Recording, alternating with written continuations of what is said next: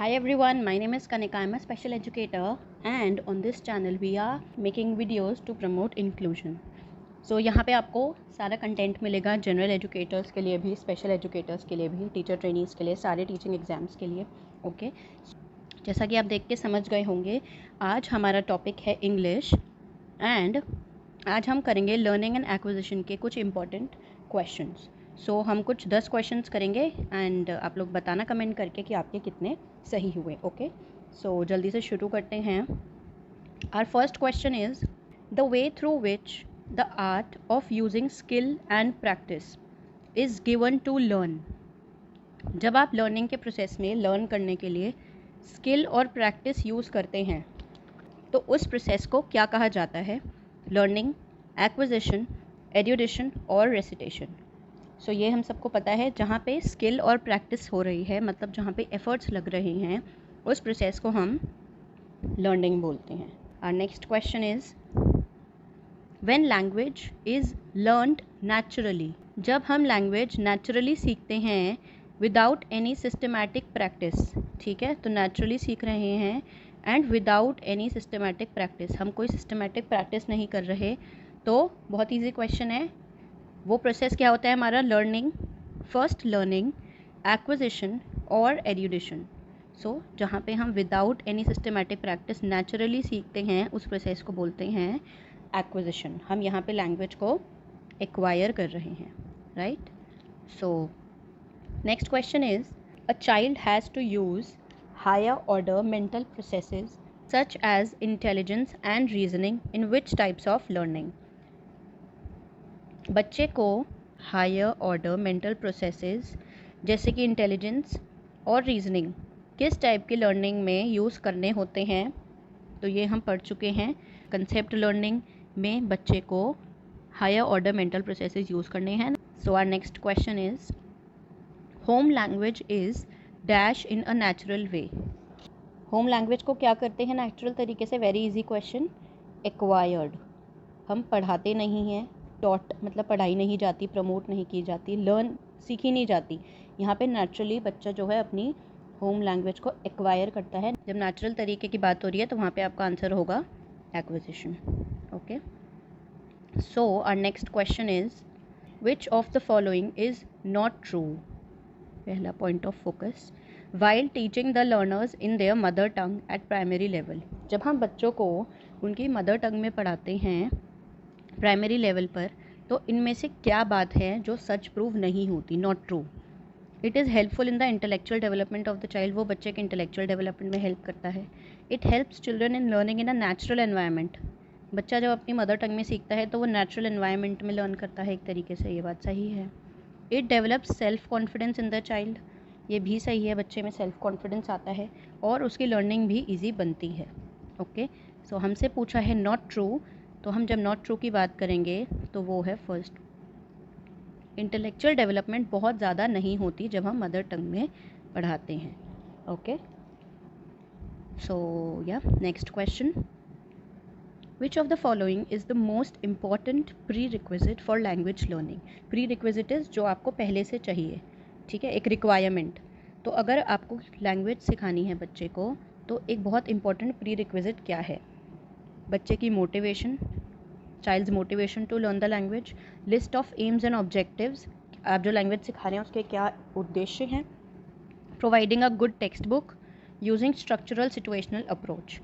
सब ठीक है, ये भी ज़रूरी है, पर जो मोस्ट इम्पॉर्टेंट हमसे पूछा है, सबसे इम्पॉर्टेंट, वो होगा हमारा फर्स्ट। ओके, अगर बच्चा मोटिवेटेड नहीं है तो बच्चा लैंग्वेज नहीं सीख पाएगा।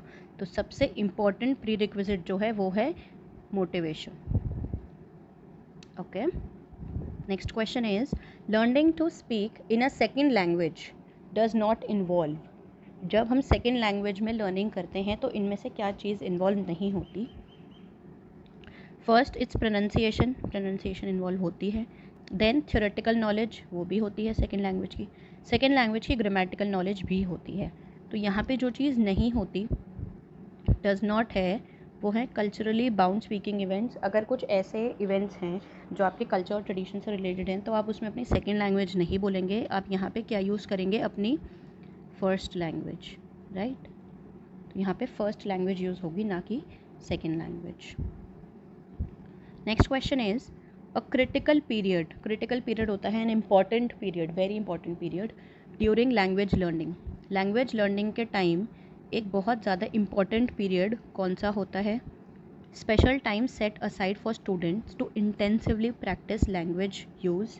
एक ऐसा टाइम जो आपने सेट किया है बच्चे के लिए जिसमें वो इंटेंसिवली लैंग्वेज की यूज़ का प्रैक्टिस कर सके, या फिर एक वो पीरियड जिसमें बच्चा बहुत ही आसानी से अपनी लैंग्वेज को एक्वायर कर सके, या फिर the length of time before a comprehensive assessment. मतलब बच्चे का कॉम्प्रिहेंसिव असेसमेंट होने वाला है तो उससे पहले का जो टाइम है वो सबसे ज़्यादा इम्पॉर्टेंट है, या फिर the best preparatory period for language project. Language के प्रोजेक्ट के लिए जो प्रिपरेटरी पीरियड बच्चे को मिला है वो। तो यहाँ पे अगर हम बहुत सबसे क्रिटिकल की बात करें तो वो होगा सेकंड, क्योंकि यहाँ पे बच्चा जो है लैंग्वेज को एक्वायर कर रहा है, बहुत ही आसानी से अर्जित कर रहा है। ठीक है, तो जहाँ बच्चा एक्वायर कर रहा है वो सबसे इम्पॉर्टेंट पॉइंट है, और सबसे नेचुरल और सबसे ज़्यादा बेनिफिशियल भी यही है, जब बच्चे को बहुत ज़्यादा एफर्ट नहीं करना पड़ रहा और वो नेचुरली सीख रहा है लैंग्वेज को। Okay, so our next question is the most important factor that is responsible for the differentiation between language learning and language acquisition। सबसे इम्पॉर्टेंट फैक्टर जो लैंग्वेज लर्निंग और एक्विजिशन में फ़र्क करता है वो है लैंग्वेज का एनवायरनमेंट, लैंग्वेज की टेक्स्ट बुक, लैंग्वेज का असेसमेंट या लैंग्वेज की ग्रामर। सो अगर हम एक्विजिशन और लर्निंग की बात करते हैं तो जो सबसे कॉमन डेफिनेशन हम बोलते हैं कि एक्विजिशन जो है वो नेचुरल है और लर्निंग जो है वो अननेचुरल है, बच्चा एफर्ट्स लगा के सीख रहा है। तो यहाँ पे जो सबसे इम्पॉर्टेंट फैक्टर रिस्पॉन्सिबल है वो है आपका language environment. So our last question for the day is strut, stride and trudge are words that describe a manner of.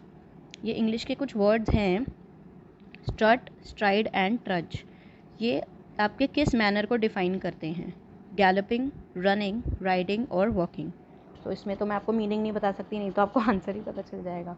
तो इन क्वेश्चंस में आपको थोड़ी सी वोकैबुलरी यूज़ करनी पड़ेगी और इन क्वेश्चन से आपकी वोकैबुलरी बढ़ेगी भी। तो ये जो 3 वर्ड्स हैं ये हम वॉकिंग की जगह यूज़ करते हैं। ओके, सो तीनों अलग अलग पर्सपेक्टिव में यूज़ होते हैं पर वॉकिंग में ही होते हैं। तो जब हम स्ट्रट बोलते हैं that is a way of walking, जब हम स्ट्राइड बोलते हैं that is also a way of walking, जब हम ट्रज बोलते हैं that is also a way of walking. Okay, so यहाँ पे the correct answer is walking. आज का सेशन हमारा इतना ही रहेगा एंड कल मिलते हैं एक नए कंसेप्ट के साथ। And also I want to share something कि हम कोशिश करेंगे हम एवरी डे कुछ अलग अलग सब्जेक्ट्स करें। जैसे मंडे को आई एम थिंकिंग कि मैं इंग्लिश कराऊँ, ट्यूसडे को मोस्ट प्रोबेबली हिंदी करेंगे, फिर मैथ्स करेंगे। ठीक है, ऐसे करके फिर हम स्पेशल एजुकेशन के कुछ टॉपिक्स लेंगे कि किसी दिन हम स्पोकन इंग्लिश पे फोकस करेंगे। ठीक है, कैसे आप कॉन्फिडेंटली इंग्लिश बोल सकते हैं, कैसे आप सही तरीके से अपने आंसर्स लिख सकते हैं, ये सब चीज़ें हम बीच बीच में डिस्कस करते रहेंगे। आई होप आपको ये सेशन पसंद आया हो and I will meet you in the next video. Bye.